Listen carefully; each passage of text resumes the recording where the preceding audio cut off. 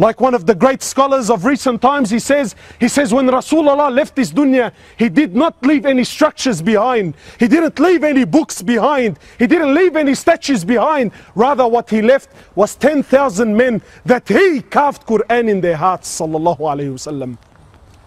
And he smiled because he knew that I can leave and these men will carry on my mission. He left men like Abubakr radiallahu ta'ala anhu, my brothers, the greatest man to walk the earth after the prophets and the messengers. A man whom he sallallahu alayhi wasallam, he says to his Sahaba, he says, I presented Islam to every one of you and every one of you buckled except Abu Bakr. He accepted that immediately. He says, every one of you did me a favor and I paid back that favor. Except for Abu Bakr, I physically cannot pay him back. Allah will pay him back on the day of judgment. He ordered every door to his masjid to be closed except the door of Abu Bakr. He says, for you, Ya Abu Bakr, the 8 doors of Jannah will beg for you to walk in through them. It was men like Abu Bakr who made Rasulullah sallallahu alayhi wasallam smile.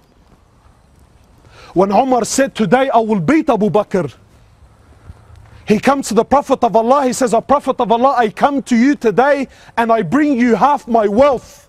He says, Umar, what did you leave for your family? He says, O Prophet of Allah, I left the other half for my family. Then Abu Bakr walks in. He says, O Prophet of Allah, today I come to you with all my wealth.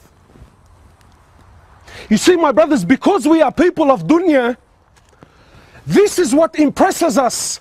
The fact he came with all his wealth. But by Allah, this is not what made Rasulullah smile.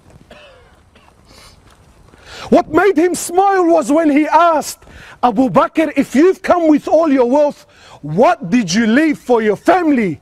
He said, I left Allah and His Prophet. Then he smiled.